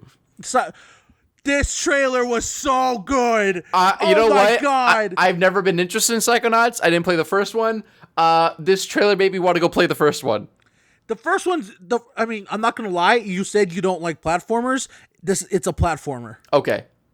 But this looks fucking awesome. I felt like I was on drugs the whole time. I know, me too. So yeah, I played Psychonauts 1 way back on the PS2. I was gonna say it's a PS2 game, isn't it? Like, this is a long time coming. Oh hell yeah! They've been trying to get Psychonauts 2 off the ground for a hot minute. Yeah. And this was announced years ago. It's been in development for fucking years. I mean, everyone assumed it was in development hell and it was never coming out, I'm pretty sure. Because it's not like Double Fine hasn't released games since then. So you know how Xbox bought Double Fine, right? I do now. Okay, well, yeah, they acquired. Do you know how Microsoft has been like devouring companies lately? Yes. So they got Double Fine, and little depressing fun fact about this game's development before, because they were on a platform called Fig, like, and it's like, are you familiar with Fig? No. It's like Indiegogo and stuff like that, and okay. Kickstarter. So crowdfunding. Yeah, they were doing the crowdfunding, and they reached their goal, but it wasn't going too hot because they were running out of money, and they were literally to the point where they were almost going to cut boss battles from the game because that sounds significant. Because they were running out of money, and then Microsoft made an offer, and they're like, yeah. Huh. And then because they've been doing crowdfunded projects for a while. Because the only game I can recall them making recently is it was like a 2D animated game with like a guy in a spaceship and a girl on a planet. Can't remember the name of it off the top of my head. It was like 2013-ish when this came out. Yeah, fuck if I know, man. Yeah, but they released that, and I think that was a crowdfunded game. They got like Elijah Wood to voice the character, I think. I don't know that it did too well. It came out on the Ouya, believe it or not. That's jogging my memory, but I can't. I'm gonna look it up. I'm just gonna look it up. They can't have released that many games, so it should be Elijah Wood, Double Fine. Yeah, Ouya. It was an Ouya game. I'll just do Double Fine Ouya. It was not The Cave. I don't know what the fuck that is. What the fuck? Broken Age. That was Broken Age. Yes. Oh my god. Yes. So yeah, that game came out long enough ago that it came out on the Ouya. I will say this right now. I'd rather you buy an Ouya over the Stadia because an Ouya actually works. Yeah, and Ouya is still a games console of some description. Yeah, and it comes with a useful HDMI cable. Yes. And if it has, because it runs Android, you could sideload apps, which means you could still watch Netflix and YouTube on it. And porn. Or porn, I guess. So yeah, I didn't use it for that, but you could. then you weren't using it properly. It has a console exclusive Killing Floor game on it. It's a twin stick shooter. I hate you so much. It was okay. The frame rate was terrible, but it no shit. It was running on Ouya. What the fuck you think this is? Fucking better frame rate on a goddamn potato. Probably, yeah. Jesus Christ. Anyway, Psychonauts 2 looks fucking sick. I'm gonna play it, and the fact that it even got Michael even a little bit interested is fucking It's fucking awesome. Jack Black and an eyeball, dude, and it has like Mario Galaxy gravity bending. Of course I'm interested. Jack Black is doing a song, and a lot of people are speculating right now because he was wearing a Brutal Legend shirt that was never on sale, so people are speculating. A new Brutal Legends game? Yeah, I bought the first one, but it's on my list of Steam games I've never even launched once. It's such a fun game. Oh my god, I'll check it out. All right, yeah. What game's next on your list? Because just Hold to make on, sure we have it let me synced. get my. I got switch pages. Okay. Flip the page. Port of Destiny 2. All right, so Destiny 2 is not only is it coming to the Series X, but it's also coming to Game Pass. Yes, which is actually kind of strange because I think it's a free-to-play game, but I guess Game Pass just gives you the expansions. So that's nice. Gives you all the expansions. It's also going to run at 60 FPS on console finally, because yes. that was a bit of a point of contention when the enhanced consoles came out because it was still 30 FPS, but I guess it was like a CPU bottleneck. So now that's not a problem. So that's great. Yeah. So yeah, that game will be crisp as fuck on the new consoles. Whether or not it'll be fun or not, that's all up to Bungie. I've heard. I mean, granted, I've not touched Destiny 2 in years. So I grabbed the new expansion. I have not touched it like lately. I've heard so many mixed things. I heard it's going to shit. I heard it's playable. I've been hearing so many mixed things. Like I've heard they finally addressed the fucking triangle bullshit. Yeah, but they haven't fully. That's the main thing. What they're gonna do, they're not exactly done with it yet. But I wasn't thinking like story wise. I'm thinking like gameplay and quality of life wise. Apparently, they ruined the leveling system and the game, the gunplay on it. Which I got back into it because it came out on PC. And I like played a little bit because it was free. I was like, oh, they've like changed something about leveling. I don't know if I like it. Yeah. But like I didn't play long enough to really get an opinion, and I don't even remember what it was that changed.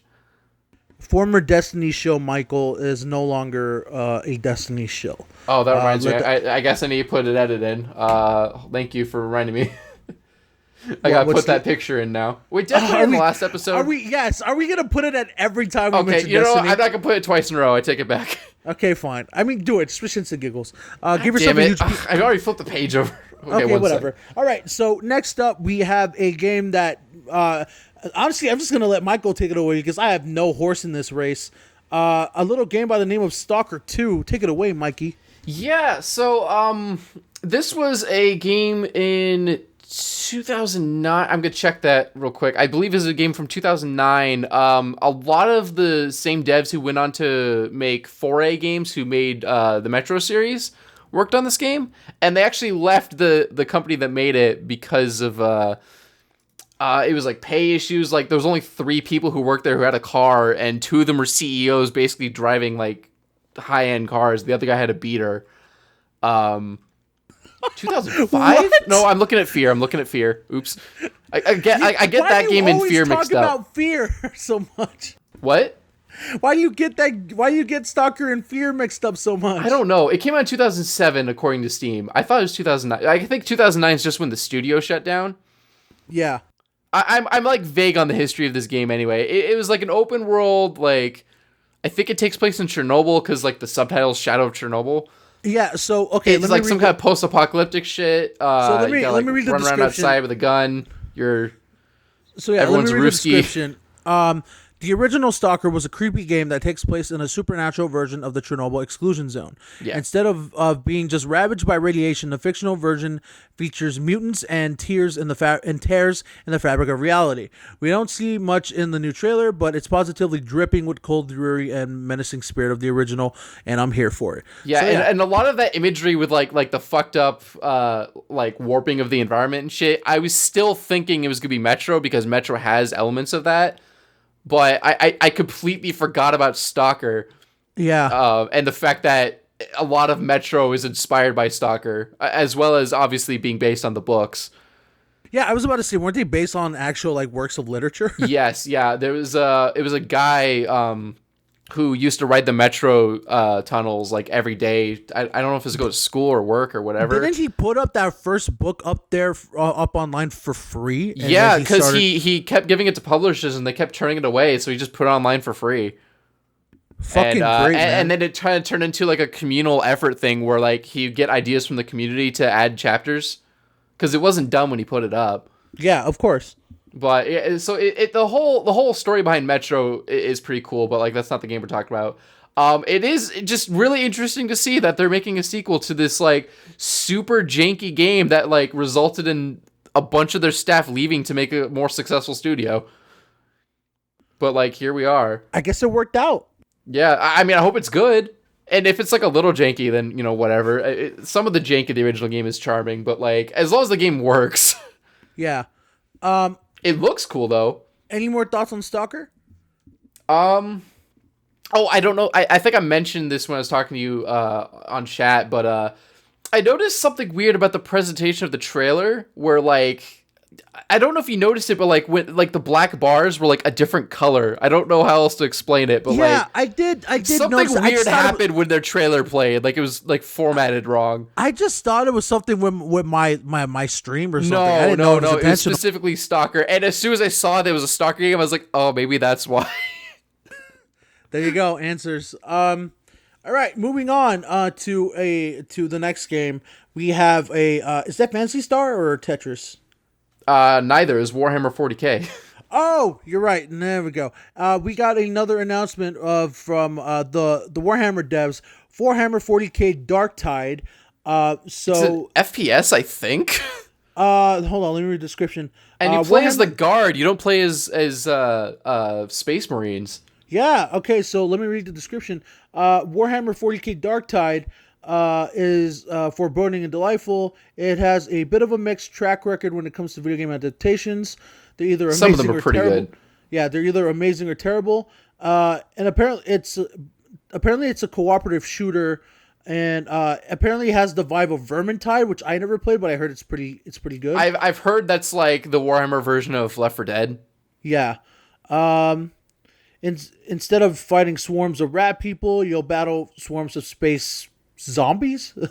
But no, yeah, I don't know enough about Warhammer to identify that. We don't. Isn't Nick a big Warhammer guy? Or I'll ask him about it later. Yeah. More information is needed. But we have a release date, 2021. That's all we know.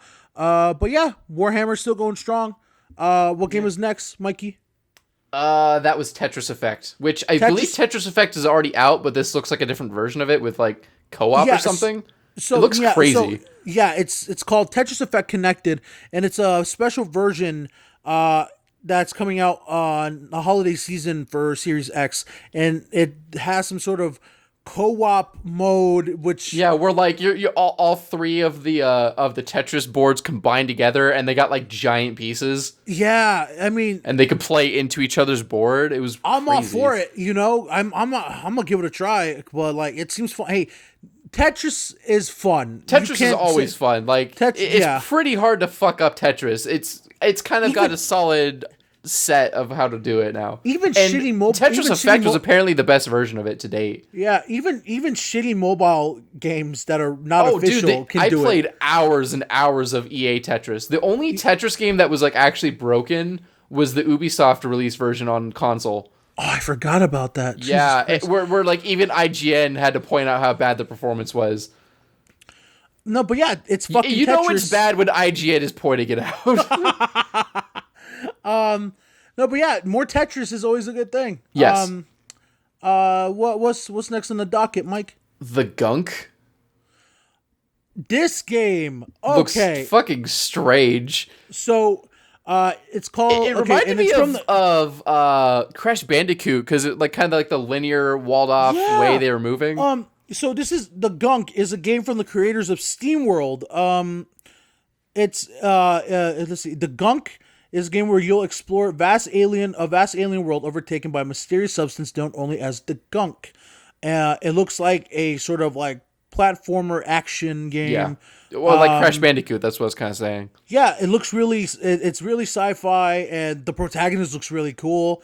Big metal arm. I love the art style. It didn't get me, but like it maybe it'll grow on me. I'm kind of meh on it right now. Mm-hmm. But yeah, no. I mean, it showed gameplay. That was for sure gameplay. Yeah, there was a little bit in there of gameplay because there was like sucking up the Gunk in front of them to clear a path to move forward. Yeah, but it looks like it's very much like a linear, just go forward and like clear obstacles kind of game. Maybe there's a market for that because I don't know how much of that we really get anymore. It seems to me that like next gen is really gonna be a platform for platformers. Yeah, I was gonna say, you making a pun? No, I mean, Crash Bandicoot 4 is coming out, the new Ratchet and Clank. Oh, we have yeah. Psychonauts and now Gunk, and all you platformers fans are really gonna eat good tonight. Yeah. Oh, you guys are fed. It's not Little Big Planet, but like the Sackboy game. Oh, that's right. The Sackboy game is also, damn platformer fans. You guys are set. Yeah, Nintendo's got to catch up. They've only made one Mario game so far this gen. And it sucks. Anyway, moving on. What? You don't like Odyssey? I thought we were talking about Paper Mario. No. No, I was talking about Mario Odyssey. No, Odyssey's great. It's still not the best game on the Switch. That goes to Breath of the Wild. Come at me, Sanders. Come at me, bitch. Anyway, moving on. Is it the best one? I'd have to think about that. I mean, obviously, I love that game. That's a conversation for another podcast. Yeah. Anyway. What's next on the docket is that the Medium, which when we first saw it at the last event, it did not get me at all. I was not interested. It's like, generic horror game. Woo. And then they showed the dual reality system, and I was completely on board at that point. Michael couldn't be any more on board. Well, I couldn't have 180'd on a game that hard, I don't think. Oh my God. I've never gone from like I don't fucking care to I'm probably gonna buy this day one so quickly. Yeah, absolutely. So because just the potential of that. Because like I mean I don't know if I want to spoil it, but like there is a level in a particular game that did something of this nature, and they took that concept and stretched it. It looks like. Just mention it and just edit it out. It's just one tiny edit. What do you mean one tiny edit? Just edit out of the pot. Tell me what just message to me right now. What game are you talking about? Oh, I said it in the chat earlier. In the group chat? No. I'm typing it to you. There, that game. Okay. Oh, okay. We're in Discord. Yeah, I see it. Hold on. Sorry, folks. I was just gonna keep talking while you find it. It looks like that level. That level's dope. Okay. Yes. Yeah. No. So it looks like they're doing. I don't know if this was just a presentation thing or actually gameplay, like how it's gonna work. But it looks like there's a single player split screen system where you could see the dark reality and like our reality at the same time. Okay, so hold on. That's what it looks like. Hopefully this doesn't kill your expectations or your hype, but I have the exact description here. In the Medium, you take on the role of a psychic exploring a haunted world. Sorry, Mike. One second. Sorry about that, Mike. Okay, so in the Medium, you take on the role of a psychic exploring a haunted world in both our world and mysterious underworld. Simultaneously, players will shift from one reality to the other seamlessly because they're both rendered. So is it a button press or is it like you see both at the same? I'm thinking it's like the in Combat Evolved Anniversary where you can just hit the button. Okay, and you can go into classic mode. A bit like the game I mentioned, actually. Because that's a you push a button and you switch kind of thing. No, yeah. So if it's like that's also fine. But I was kind of curious about like even from a technical perspective about rendering two versions of a game at the same time like that. That's like an interesting idea, but like even still, I don't mind this either. Yeah.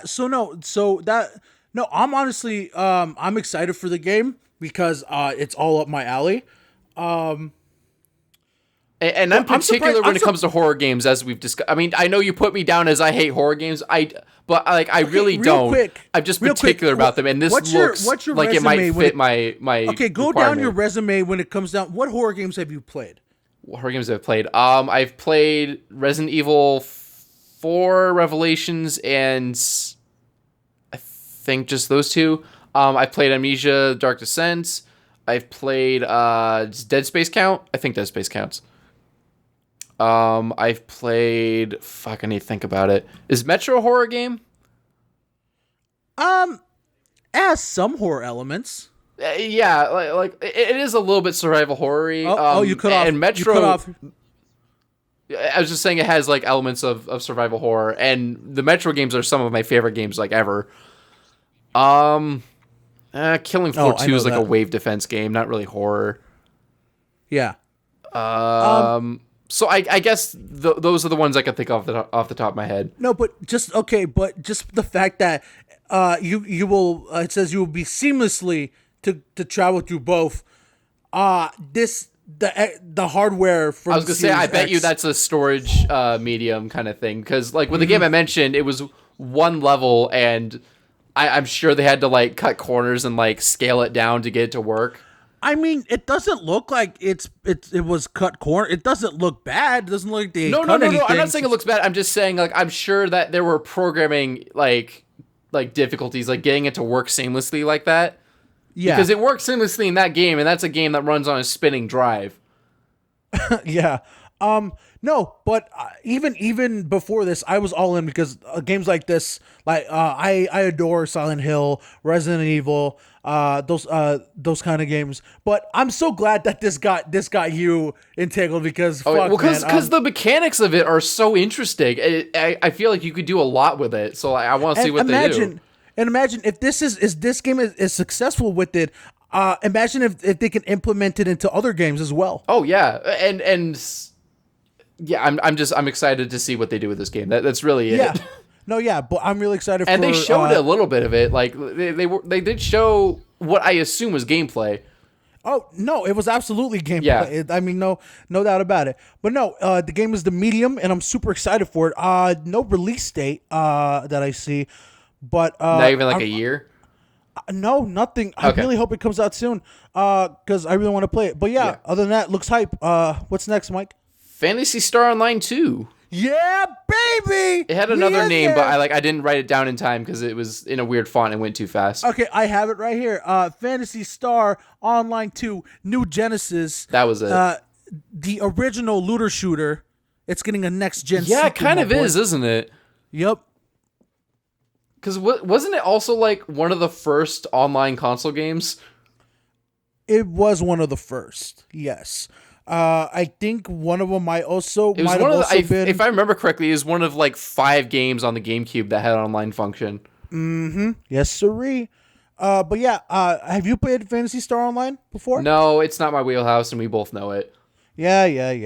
So I'm gonna let you go on this. Phantasy Star Online 2. More Phantasy Star Online. Shit's dope. You can fight robots, future swords. Fucking dope. I will say this. It looks a lot like Xenoblade. Was the first one like that too?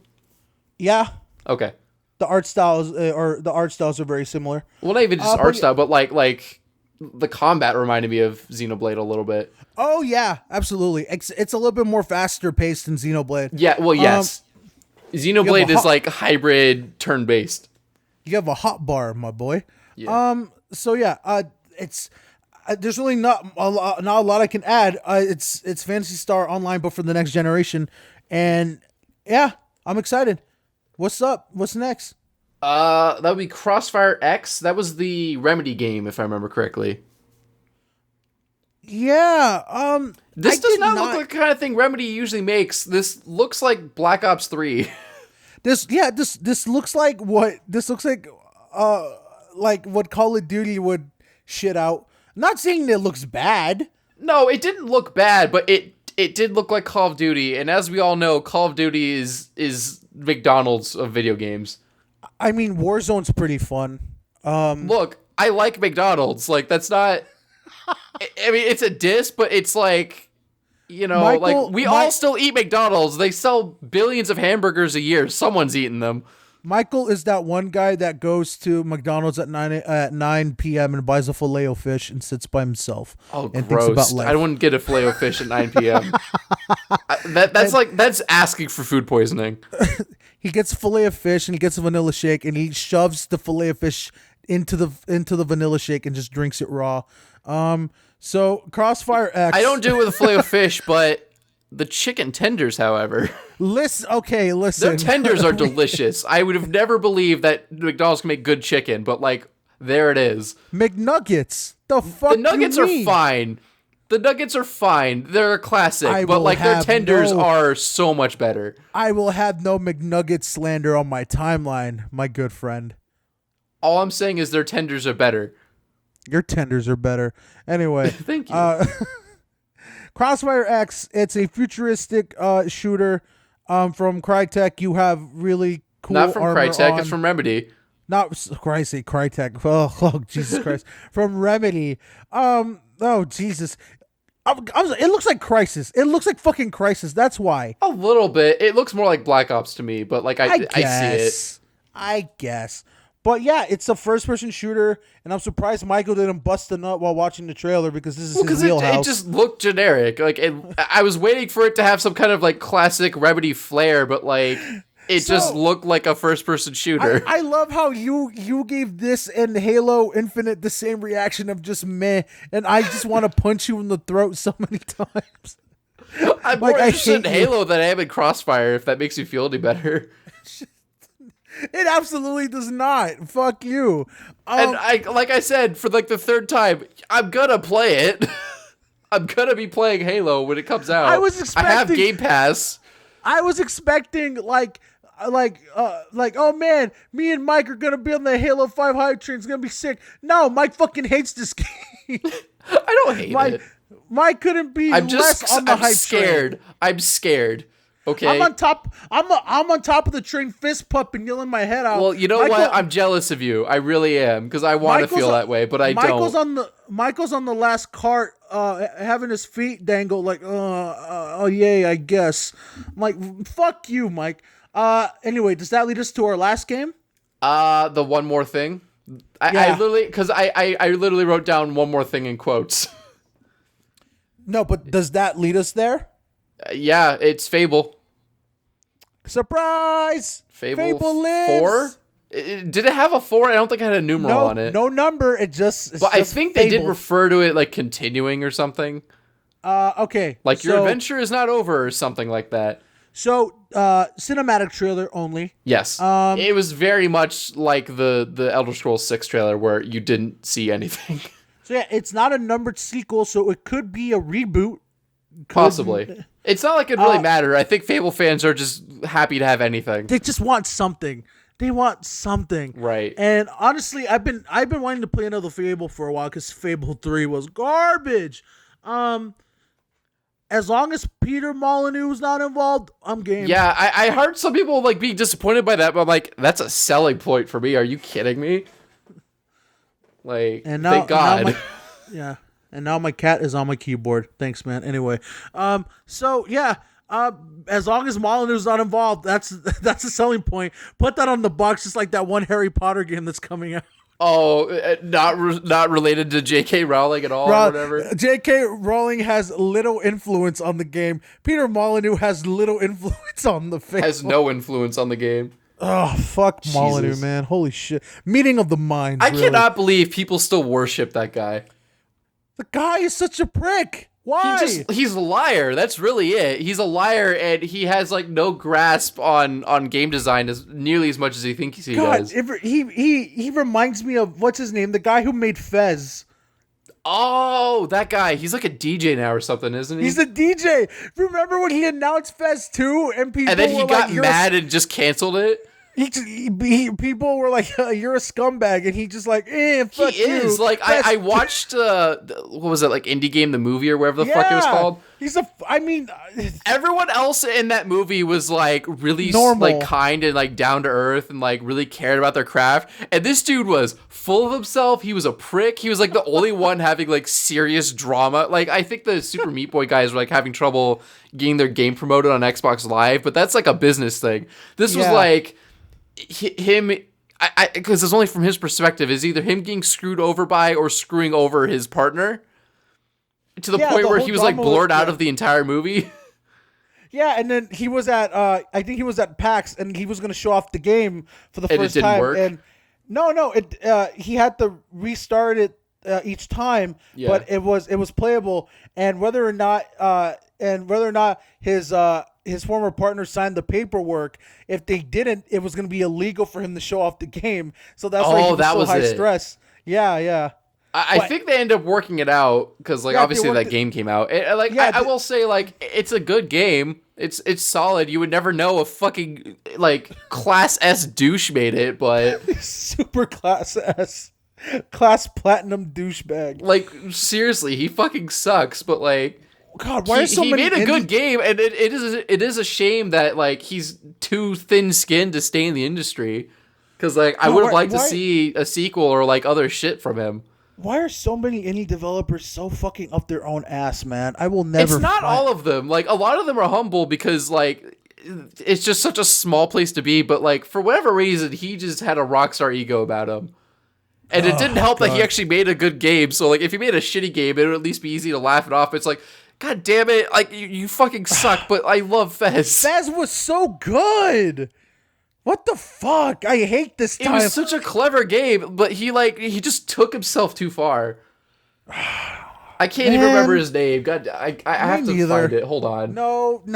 Okay, fine. Okay. Are you gonna look for it or no? I'm looking. Yeah. Okay, fine. Okay, so Cuntches, right? So God damn it. Thomas Scott, I believe Phil Fish. Phil fucking Fish. Fuck you, Phil Fish. You took Fez 2 away from me. Oh my god, his fucking his Wikipedia page, his first photo is him like holding a drink in a like with a suit and tie, but like a shirt over it and like cut off at the sleeves, and then wearing 3D glasses. That gives me fucking Cliffy B vibes. Holy shit. Oh man. So yeah, Fable is alive and well. Hopefully it comes out. Hopefully it's good. Overall, I give this Microsoft conference a solid B+. Wait. He made a VR game. He made Super Hypercube. Or he worked on it rather. Okay. You can't hype me up like that. You can't. Wow. Okay, so he is like on and off again in the game industry. It said he left twice. So I guess he's just like it's like having a shitty ex that you can't get rid of. Fuck you, Phil Fish. Fuck him. Fable, it exists. I give this conference a B+. Halo looks hype. Mike's being a baby about it. I hate the Halo community. Fucking buy Deadly Premonition 2. Fucking look forward to the next podcast. Fuck this. I'm out. This is worth pointing out. They said that at launch, the Xbox Series X will have hundreds of titles available for it. Which is like kind of unusual for a console launch, because usually a console launches and you have like 6 games. Half of them are sports titles. Oh, Jesus. Yep. And like 2 of them are tech demos, and 1 might be a real game if you're really lucky and pray hard. So like the only launch game of any significance that I gave a shit about this gen was Battlefield 4. That's it. And that game launched in a terrible state too. I can't think of another game from launch I give a shit about. Maybe Dead Rising 3, but it's not like I've played it. Rise, Son of Rome. No, that's a tech demo. Knack. That was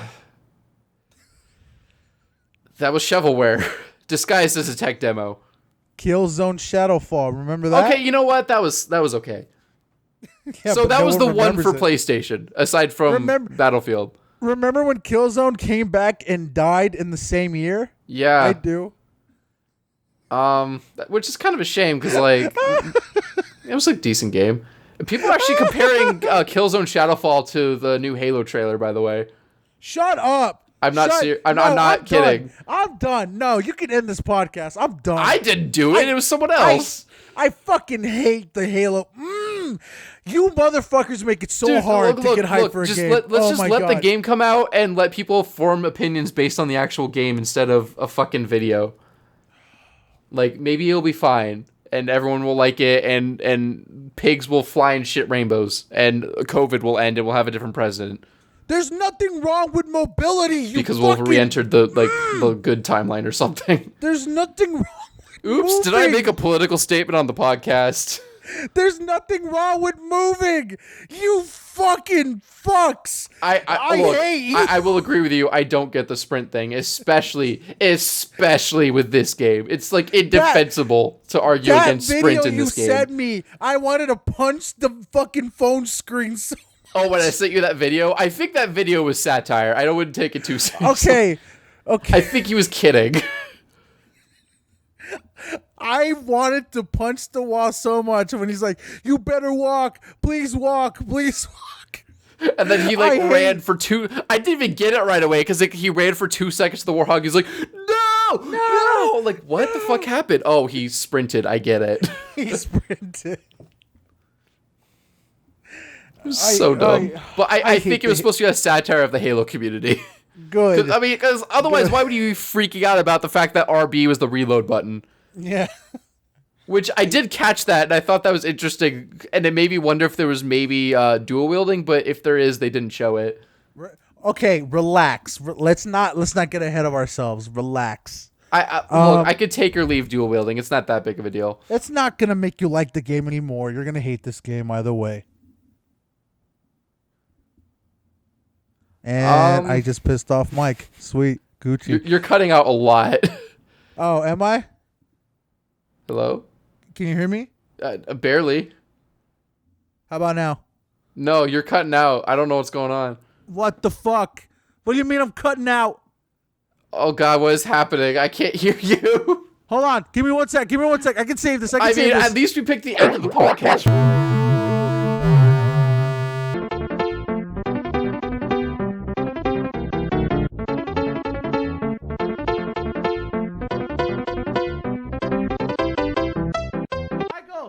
Oh, that worked. What happened?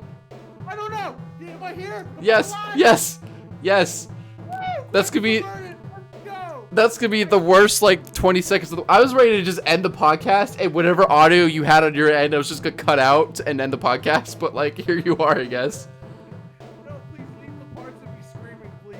Oh man, I was also, I don't know if it came through. I was wondering oh man, when I get his audio, what is this gonna be like with us talking over each other because we can't hear? Anyway. Do you have anything to promote, Abraham? My Deadly Premonition 2. Michael's gonna hate this game because he's a chuckle fuck. Anyway, see you guys later. Bye. Oh, okay.